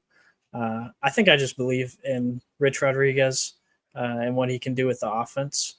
Yeah. I think the offense was more their problem last year than the defense. I could be wrong there, but I think they could be intriguing to watch. I don't expect them to be good this year, but is their quarterback going to be Marchiol? I think he's the only one returning that I know of on that team. Do they expect their running back? I think did he transfer? I want to say left. I want to say left also. I could be. I don't know. Yeah. I think it's between that quarterback or I think he's bringing a quarterback from Jackson State with him also. So I think there's going to be a QB battle there. But I don't know. I think his offenses are normally good enough that they could just be a fun team to watch at some point. Yeah. I think they're in a better spot than UCF. What do y'all think about Scott Frost blasting Nebraska? It's a bad job. Like, what'd you learn over there? Don't take the wrong job. Like, no accountability at all. Just throwing them totally under the bus. Like, yeah, no, they sucked. That's wild. It's crazy. And then, who did he hire as the defensive coordinator? I want to say sorry, I should have come with that one ready, but he hired just a terrible defensive coordinator. Really? Yeah. I don't know. At Nebraska or UCF? At UCF. Sorry, I'm going to look that up real quick. I really don't remember. Yeah, and I don't see them turning around because they, for a Big 12 schedule, they have one of the tougher ones. I'll let you find them before I say it, but yeah, that's definitely a terrible hire. You want me to say it? Yeah, go ahead. They hired Alex Grinch. No. So, yeah. Oh, you fans be familiar. He was just like, yeah, I'm going to go take this job. Nebraska was awful. Alex Grinch, come on, buddy. So, yeah, I'm putting them at the bottom as well. Yeah, I'd probably agree with those four kind of at the bottom. I'd say like Brady said, as far as I think out of those, probably West Virginia and Mike could bump up a little bit, but I think Oklahoma State might could too. I'm not going to try to jump off the Gundy train too quick, but with the new roster, I don't really know what to expect. I really have no idea. And Arizona is another one where I'm like, this program's vibes are off. Like Brent Brennan seems like he struggled with a roster that had multiple pros on it, and they're expected to have a worse team this year. Like the only thing they got going for him is Noah Fafita, and he had a bad year last year. Yeah, with the best receiver on his team. Yeah. So it's crazy. I think Oklahoma State could be a 7-win team this year. So yeah, you wouldn't put them at the bottom then? Who would you put in that bottom tier then? I think Houston, Colorado. Oh, Houston. I forgot about Houston. See, I believe in Willie Fritz, man. I think I agree with you. I think in the long run he'll be good. I mean, it's year two. Yeah, that's true. And you got old Connor Weigman this year. Yeah, Weigman from NN. He's a former 5-star guy. Which is a big win for an offense that last year was just really struggling, and is the reason they couldn't win games because their defense was really good. I don't know. Yeah, it might be time to just go hire Tom Herman again. I don't know. Nah, I'm playing. I know you love Tom Herman, which is hilarious to me. Colorado, I think, will be okay. They're not going to be as good as they were, but I think both their quarterbacks they have are solid enough that they'll be okay. I think. Yeah. Is it Salter from Liberty? I don't know if he'll start or not, but he was all right at Liberty. Over that 5-star that they got, the QB. I can't remember his name though. Yeah, it'll probably be good for Colorado to let that guy sit for a little bit or let him learn up. We've seen throwing those freshmen into the fire sometimes does not work out. Who's in that mid tier for y'all? I think Houston's in that mid tier where they could have a 7-6 win season. Cincinnati. Their vibes aren't great either, but they do have Brendan Sorsby, who I think is a good quarterback, and they have their stud defensive tackle, Colarone, back from injury that he had last year. So they've got a few good things going for them there. So I think they're kind of in that Houston range also and Colorado range. Yeah, unless I'm missing a team besides those, I kind of think everybody else kind of has a shot, kind of. Yeah. Unless there might be somebody I'm blanking on, but Kansas to me is probably in that tier. Maybe they finished the season strong last year, so weird and they had a lot of losses that they barely lost. They had a lot of close losses at the beginning, and it was like Jalen Daniels one game would be incredible, and the next game he'd throw 3 picks, and so it was just really hard. He's in his 6th season now, and I still don't know what kind of QB he is. Is he good or is he bad? I don't know. If he can stay healthy, maybe he's okay. But they ended up last year. Yeah. Well, that's what they ended up costing. The Big 12 would have had 2 teams probably if they wouldn't be BYU. Right. But I don't know. Yeah, because they beat a couple of other good teams too last year, but they would just lose to the teams. How are they losing this if they're beating those teams? Yeah. No, it started rough with their Illinois loss, the last seconds of that game, and then it kind of just spiraled from there of them just blowing close lead after game. I feel like their coach gets a little overhyped. He had 1 good year. It's no way, dude. No way. Lance Leipold is a good coach. Are you kidding me? He took over the worst program in the history of college football and had them win. I mean, they've won. They won 6 wins. Come on now. 6 wins, yeah. They used to win twice. They used to, yeah. They beat Texas. They were back when they were in the top 25 2 years in a row. In 2008, they were really good, and other than that, they were terrible. If you look at that before then and after then, they were winning 0 to 2 games a year, and their facilities were Venables won 6 games a year. Come on now. I think they were literally the worst college football team in the nation. Yeah, and he's turned that program around to where they got the new stadium, they have people buying in, they've got. I get that you have a vendetta against all these coaches, but I think Lance Leipold is a good coach. And I would love to have him as a coach of my team. Would you take him over McGuire? No, because I love McGuire. You can't ask me that. If there was an open search right now, though, if McGuire wasn't an option, I would be thrilled to have Lance Leipold as my coach. All right. I don't know. I think I might throw BYU in the middle tier for me. I just think with the whole quarterback thing kind of developing a little later towards the season, I don't know. I just think they're an unknown, like a lot of the Big 12. I trust their coach, but it just threw off the vibes too close to the season, in my opinion. We'll see, though. I just think they're getting ranked a little high for what I would predict. I think we forget that Retzloff was not the reason BYU was good last year. He was okay to good as a quarterback. It was their defense and elite special teams. Their special teams was really good last year. So if they could put a quarterback in there that can just match what Retzloff did, they have a good team still, a lot of returning players. Obviously it's a big blow to lose your starting quarterback. And he was probably going to improve this year in the same system with these same players with that chemistry. So I get it. But I think they got a guy, Bear Brockmeyer. I've never heard his name pronounced. So I've only read about him. He transferred. He was a 4-star transfer from Stanford. Who left when the coach change happened, kind of like a lot of the Stanford players did. And that's why we got David Bailey. Yeah. And he seems to be the leading candidate to get the job. And so I do think I would put them in the upper tier of possibly getting 8 to 10 wins this season because their team is good and their quarterback that they're losing was not the reason they were so good.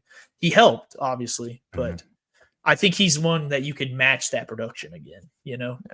If that quarterback plays terrible, though, then they will not. Obviously, they won't meet the expectations. I kind of view them as like Utah of last year, because Utah, I feel like they're the same situation. They didn't need their quarterback to be. Was that what you were going to say? No, I forgot about Utah. Yeah. They didn't need their QB to be a world beater, but they needed to be serviceable. And he just wasn't. I don't think that he could make the plays they needed. Yeah. So I just don't think it's a given.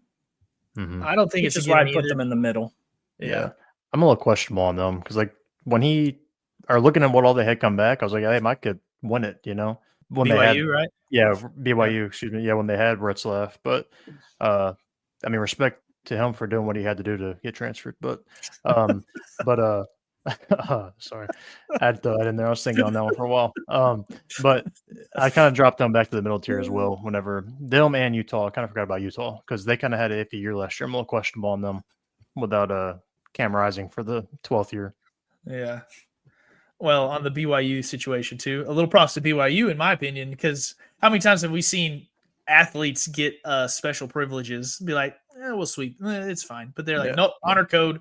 Slap on, 8-game suspension. I'm like, that's crazy to me. What a crazy thing. I mean, no other schools can be doing that, but it's just a little unfortunate that he is Jewish. So looks pretty bad on a Mormon school. But would have been all right. I mean, he knows the rules. He broke the rules. Sure. No, I agree. It's like going to Christian school and being like, I'd like to drink and party every night, and it's like, well, why'd you come here then? What are you doing? But yeah, it is a very interesting, really strange. I know that's what the C stood for. What? I know that's what the C and TCU stood for. Come on now. Not in TCU. Texas College. Yeah. Oh man. Okay. Top tier, I would say we start here with like maybe what? Okay, we talked a little bit about Utah. What do y'all think about Utah? I don't really have a good pulse on them. I think they have a really good offensive line. Is Bernard back, the running back? Was that? I think if he's back, the question is still like it was last year: is their quarterback going to be good? I personally, I don't have much faith in them. Possibly biased because their Twitter fan base is the worst Twitter fan base I've interacted with. Insufferable. Yeah, they think they're better than the Big 12, and they couldn't even finish in the top half last year. So I think for me, I'm still fading Utah until they prove something in the Big 12, but I don't have a great pulse on them. Yeah, I'm not a super believer on them. I kind of thought they'd be a little better last year. I know they lost a lot of pieces like the injuries, but I still kind of. They were picked number one. Yeah. Yeah, that's right. I know they've got a new quarterback coming in. I haven't seen him play at Dampier or something. I can't remember where he's coming from, but from New Mexico. New Mexico. Yeah, and he's not even. He didn't even have great stats in New Mexico. He played really well as a dual threat. Like I think he had over 1,000 rushing yards and 1,000 passing yards, but he was like 12 touchdowns to 12 interceptions. It wasn't like he lit the league on fire or anything. So I'm kind of with y'all. And it's almost like they kind of, when they were in the Pac-12, it's like they weren't probably as good as some of those upper teams, but they just played a different style. They could just bully those, like kind of the weaker, like USC and the way Oregon played at that time. Like you kind of just run the ball and play different and good defense, and it worked. But I don't know. Yeah, I mean, their coach is a pretty good. Is it Whittingham? He's not bad. I think he would have retired last year if he had a good season, but he had such a bad season. He came back because he'd already named his replacement. They'd already named his replacement. Oh, yeah, that's right. And he didn't retire this year after all. And I think it's because he didn't want to go out on a 5-win season. He didn't even make a bowl game. I don't think Bernard's back, Brady. Okay. So, well, then I'm fading him a little more. Yeah, I think it's a guy named. What does it say here? Wayshawn Parker and Nakiri Rogers are interchangeable at RB1 right now. So, no, I think it's all relying on their two big men that are going to be first-round picks. Both their tackles are supposed to be first-round picks. I can't remember their names right now, but I mean, anytime you have two good tackles, your offense is going to be elevated as long as your QB can make the simplest plays. And last year, I mean, they just could not. It was crazy to watch because their defense was much like Houston team where it was like if your offense was good, your defense could carry you. If your offense was serviceable, your defense could carry you, but they were not. I would not be shocked if they brought in Dampier to run a read option type of offense where it's just a ton of QB runs and running back. Just because you got those great offensive linemen, just lean on them and see if you can't control games that way. Yeah, like Ashton said, bully ball. So, no, I think a lot of people are picking them to win again this year, and I'm just like, man, that's crazy. But I get it because of the talent level that they have on both their lines. Yeah, but I would have them at the bottom of the top tier right now. Of like, hey, they have potential to be really good, but I wouldn't pick them. Yeah, because I feel like the top. Was it 5 or 6 are actually pretty good, like top 40-ish team, top 35-ish teams, like not bad. Yeah. The next one I would have is probably Iowa State. Last year was surprisingly their first double-digit winning season, and they also return a lot of starters. But they lost their 2 best wide receivers to the Texans. So it's like, who is Rocco Beck going to throw to this year? And will their offense lose a step? So... But they're good still. I don't know much more to say on them, really. I think you kind of covered the big points. Losing those receivers, that's hard to fill, but I do like Beck, so I think they'll be good. We'll just see how if they have someone that can step up, really. Mm-hmm. Yeah, they're actually. I got them winning the Big 12 right now, so I think they're gonna win the Big 12. I don't know. They've kind of just been trending up, like you said, their first double-digit win season, but they've had like 8 wins. It's like they've been climbing up towards it. But besides the receivers, they kind of got almost everything back for the most part. And I'm not saying it's easy to replace, but I feel like that's something you might can replace, as far as if you can just run the ball pretty good. Because they've got, I think, 2 running backs maybe that have been over like 1,000 yards before, if I remember right. But they've just got guys that have started a long time, multiple years. So I feel like that'll maybe pay off as far as consistency, because like some of the teams, like you get like just Kansas-ish seasons, like where you're up and down, beating some teams, losing to some teams. But the top is pretty tough, like I said. So, I mean, could go either way. But right now, that's who I'd pick probably. Yeah. As replacing receivers, sometimes your quarterback, if they're good, can elevate those receivers. So, and we do think Rocco Beck's pretty good. I don't know how good he is. Can he elevate those receivers though, or were those NFL receivers elevating him? Sure, we shall see.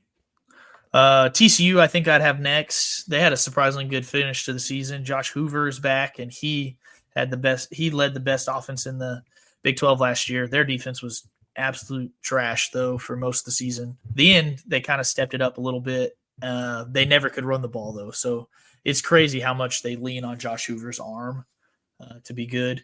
And it worked at the end of the season last year. So I do think that it can work again if they just kind of improve that defense a little bit. I think I would flip those 2 teams for me. I think I would have TCU below Iowa State. But, I mean, just a margin thing. I don't think it's big. I think I do like Rocco, but I do think I like Hoover more. And like you said, I think their defense was pretty bad, and I think it'll improve just if nothing else a little bit. And Hoover has another year of experience. They lost some good receivers though. They're kind of in the same boat as Iowa State. I think they lost Beck, who's a pro now, and Williams. I think those 2. Which Williams he gave us nightmares when we played against him. So did every receiver, but. I think that's why I say I flip those 2 teams. I think Iowa State is the more well-rounded team, but I think Hoover's fun to watch when he's not playing us. Yeah, I really didn't realize TCU had that good of a year until I went back and looked. I knew they'd been okay, but then I looked at the records. Okay, it's actually pretty good. I didn't realize that until I went back and looked at it. But they started bad. And that's kind of, I guess, why. SMU put up like 50-something points on them. That's right. Okay, because I was thinking for some reason I just forgot about them at the beginning of the year, and I guess that was why SMU, put it on them. But With Hoover back, I think they've got a chance to, like I said, any of these probably teams from what we've mentioned so far, probably Iowa State and up, maybe BYU, but like as far as those teams could probably have a chance to win. I don't know. They've been questionable since they made that one national championship, with how they've just kind of been seesawing. The year after that, they were the big drop off, and last year, not too bad, though. So, yeah, we'll see if they kind of go which direction they go. It is crazy to think that they're not that far removed from a national championship appearance. It's just so strange. 2 years. This will be the third year, I think, Third year. right? Yeah, because they played Georgia in the last time the SEC was in the championship game in Georgia, and that was the last. That's right. They beat Michigan. I was thinking they played Michigan in the national. Yeah, you're right. Mm-hmm. Yeah, they wish. Yeah, no kidding. They could have. No. Yeah, kind of forgot that Georgia game, like everyone else. Of like, I tried to. Yeah, a miserable experience. Like most national championship games. Yeah. Someone who I am shocked at how high they've risen in the offseason is Baylor. They finished the regular season on a 6-game win streak behind an incredible offense as well. Sawyer Robertson threw for over 3,000 yards, 28 touchdowns, and Bryson Washington is a future NFL running back. Their defense stepped it up in the second half of the season, but they've kind of got a tougher schedule, including their non-con. They play SMU and Auburn before the season even starts, or before the Big 12 season even starts. So it'll be interesting to see how they do. But I'm pretty high on them too. I think they're really good, and Dave Aranda has saved his job for sure, at least as long as they don't absolutely wet the bed this year. And I don't think they will, because they just looked really good at the end of the season. Yeah, I think I have Baylor in the Big 12 championship, even though they have a hard schedule. With offense being their strength and Dave Aranda being their head coach, I kind of feel like that just works out perfectly for him, because Dave Aranda, I think he's going to get the defense right this year. And so I'm pretty high on them. Yeah. Yeah, they're kind of similar to TCU for me. I didn't realize how, kind of just how good a year they had as far as that, and who they lost to was pretty good too. Like they didn't have bad losses, if I remember right. So yeah, I think they're kind of a sneaky team. I think that could, have a good. Now they've got a tough schedule, like Brady said, so that's might be kind of difficult. But I know one of their running backs, like they had 2 of them that are pretty good. One of them just got hurt for the season, so he's out for the year. Because they had 2 that kind of, I think, had been over or close to 1,000 yards. Oh yeah, Pendergrass. Was it Pendergrass? Yeah, yeah. Pendergrass is knocked out for the year. So if they can stay healthy, they'll be good. But having that insurance at running back helps, because you can keep the other one fresh. For sure. But hey, Tech leaned on Taj all year last year, and he was fine. Yeah, so if you have a good running back, at least at least they had 2 to pick from, if that makes sense. But I mean, it's still a big loss for sure. And then Kansas State is probably who I have next. They've had 4 straight 8-win seasons, at least 8-win seasons under Chris Kleiman. Avery Johnson has the talent, all the talent in the world to be amazing, but he's just got to be more accurate and more consistent. And defensively, they were good last year. They were above average in both offense and defense last year. They just need one of those units to be elite, and I think they are in the Big 12 championship. And I think their offense has a chance to be elite. Yeah, I feel like Avery Johnson is what NFL teams thought Lamar Jackson was. Just a great runner who is pretty inaccurate passing. I mean, he ran for 5 touchdowns on us. I feel like that's where their season lies, is in the arm of Avery Johnson. Yeah, I've got them in the championship too. Them and Iowa State. So those are my top 2 teams. Just so happens they play in week 0, so that's a good thing. But I'm excited for that game. Yeah. Yeah, Johnson, I don't know. Brady's not wrong on that he's questionable through the air, but he definitely can run. I think they're running back. They've got a good running back too, if I remember right. I can't remember his name off the top of my head. But DJ Giddens. Giddens. But did Giddens go to the pros? I think it might be Dylan Edwards. Dylan Edwards. That's who it is. That's who it is. But yeah, I think their offense will be good again. It's just a matter of kind of same as always. Can they make it unscathed? Once they get through there towards the end of the Big 12, when you're playing Baylor and TCU, do you drop one of them? It's just how it always seems to happen. So, but yeah, I think as of right now, I've got them in Iowa State. So what do we think about Arizona State? They're the last one. So much of that team is back from last year. Basically, they just lost Scadaboo, and that's it. They got 17 returning starters, 80% of their production coming back, and they've got true stars in QB Sam Levitt and Jaden Tyson. They're both incredible football players that'll probably be pros. And then they've got the running back transfer, Uda. I don't quite remember how to say his name, but he's from Army, who had a really impressive statistical season last year. So I think if I was picking right now, I'd still probably have Arizona State in the championship game. I don't know if they'd win it because of that stat I said where in the last 30 years, Big 12 didn't have repeat champions other than OU. Unless you think Arizona State's going to be OU. I don't know if I would subscribe to that yet. But yeah, I mean, I think they'll definitely be in the mix at the end of the year. I think it'll be between them and Baylor, and I mean I'm going to say Tech obviously, but if I was putting my bias aside and I wasn't picking Tech, I would put Arizona State and Baylor in my championship game. I think they'll be good. I need to see them without Scadabo before I'm completely on board. Like this as far as them winning again. But I think they'll still be good because they've got so many other pieces back. To work because I like Tyson, the receiver. He's big. He gives a big threat to throw it through. If they'd have had him in the championship in their playoff game, who knows what would have happened? Yeah. Might not have had to lean on. I know what would happen, but that's okay. Stark would have blew another game. That's what would have happened. But no. Yeah, they're good, and like I said, I think they'll be back. I don't think they're going anywhere, but who knows? They were picked last year. Maybe being picked first this year will knock them down. Oklahoma State. Yeah. Oh man. I don't think they'll get to where they want to be until they have that indoor practice facility. So, which is funny because they do have an indoor practice facility. He was just saying that because they just got a donation for like a new one. Okay. Because everyone after that was like, "Wait, they don't have an indoor practice facility?" And all their fans were like commenting, "Yes, we do. We're not poor." Yeah. All right. Well, I think we've wrapped up SEC Big 12. I'll be honest with y'all. I don't have as much to say about the Big 10 at ACC. I love watching those games.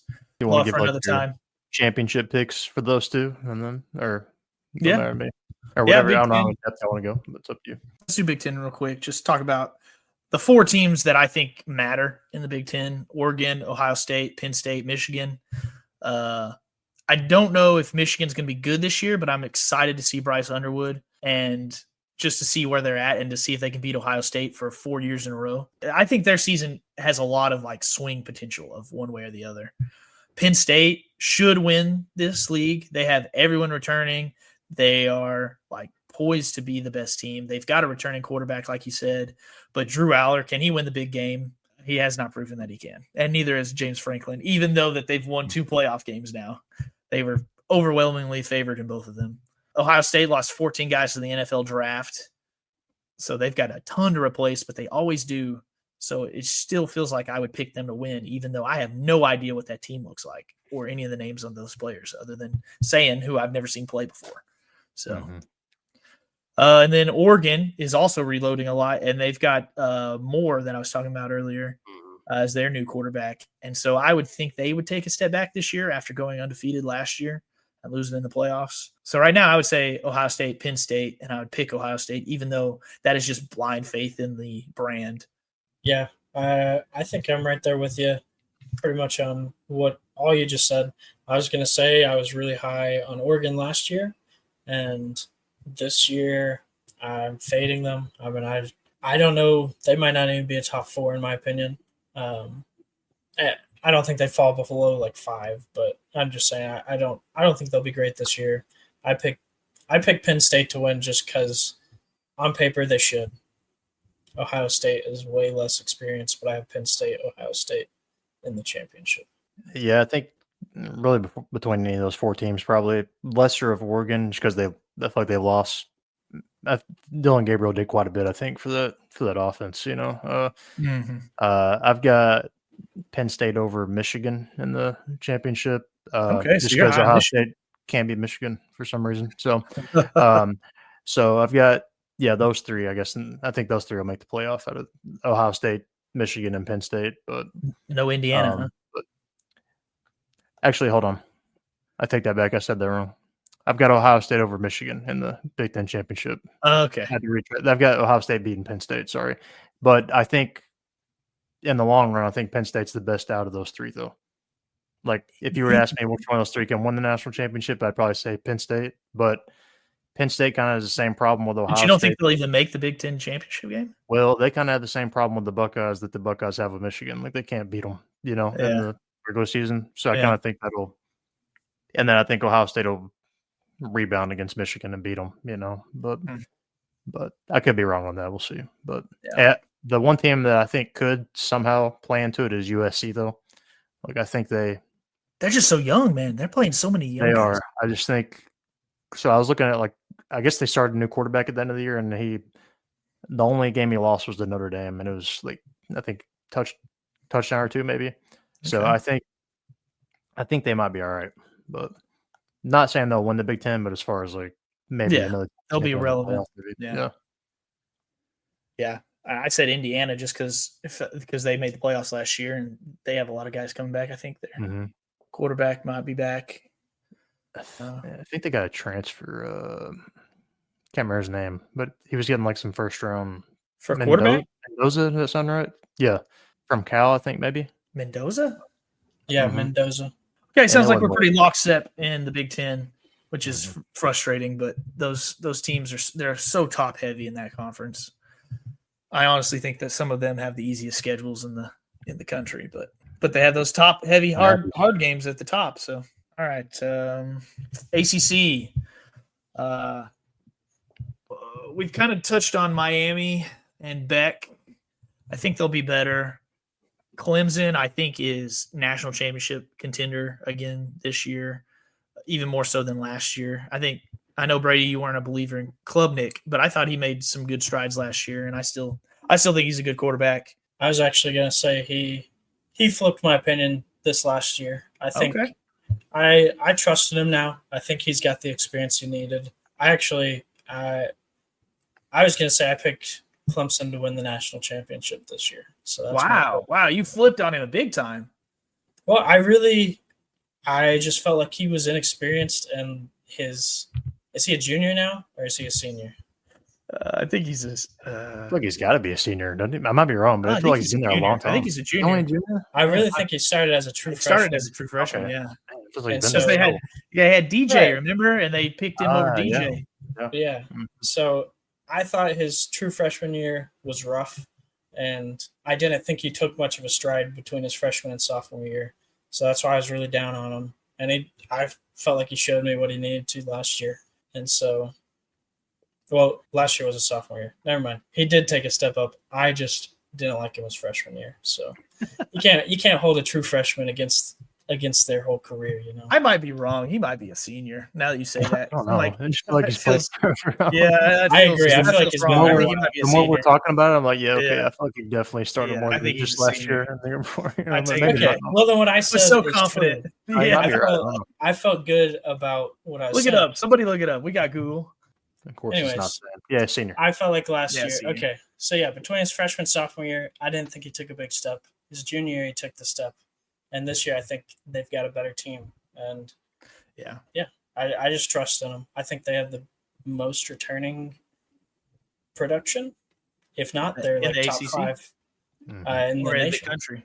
Oh, okay. Them and Penn State, I think, are the top 2. But, nice. Yeah, I think you're right.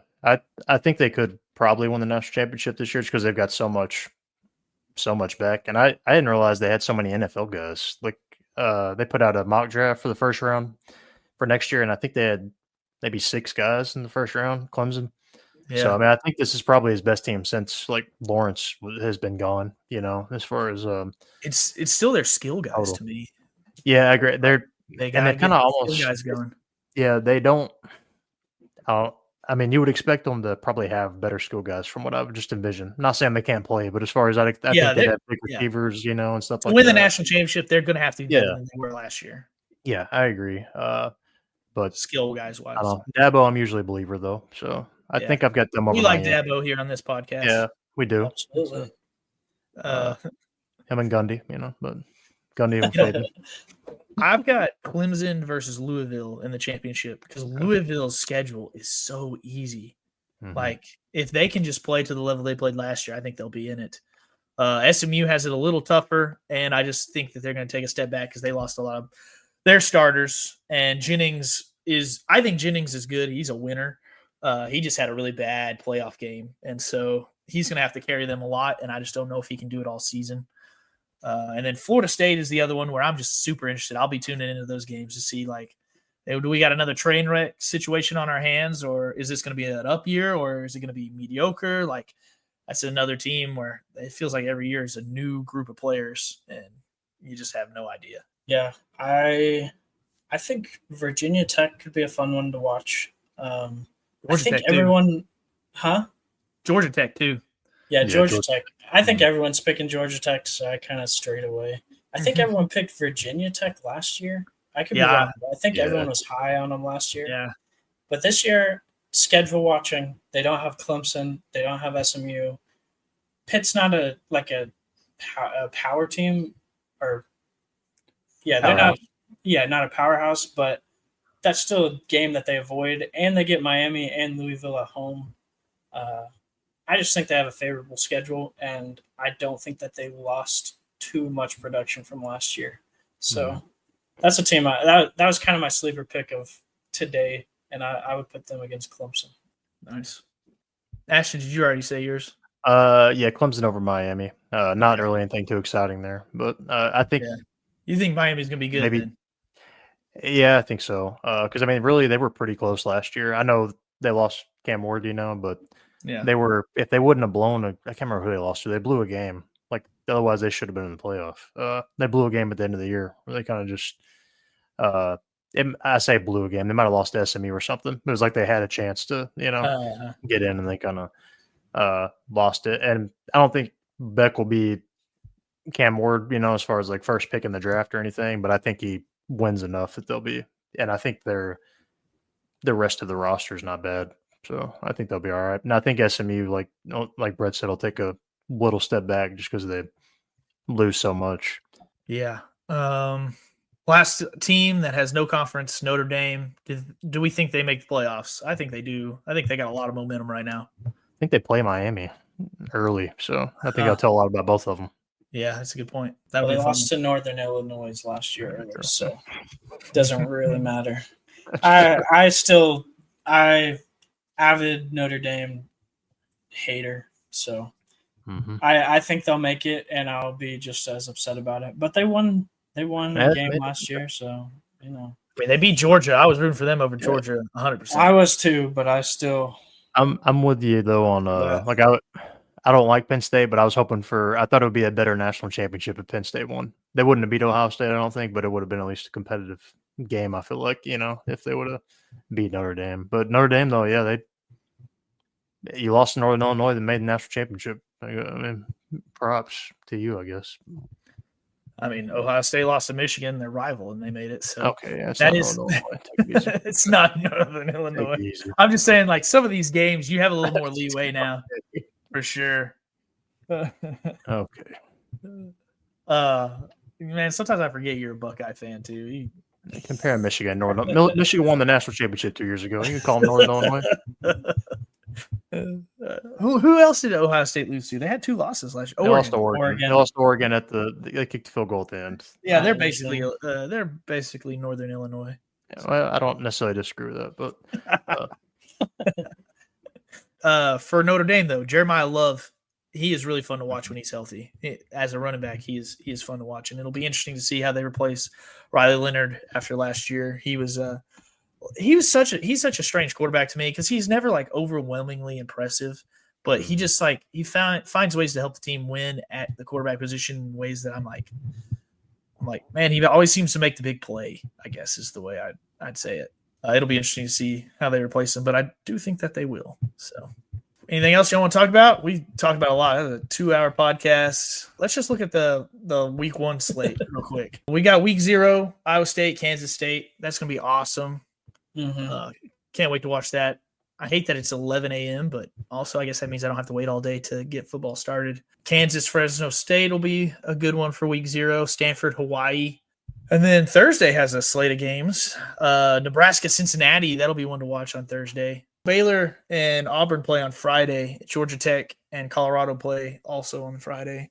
So that's a good slate of games. Then we got Texas, Ohio State, Saturday, 11 a.m. People are mad about it being 11 a.m. Ohio State's going to kill somebody. Tennessee, Syracuse could be interesting just because I think we're a little down on Tennessee this year. That's true. I'm down on Tennessee. I don't know if y'all are. Alabama, Florida State. We're just giving you the games to look out for week 1.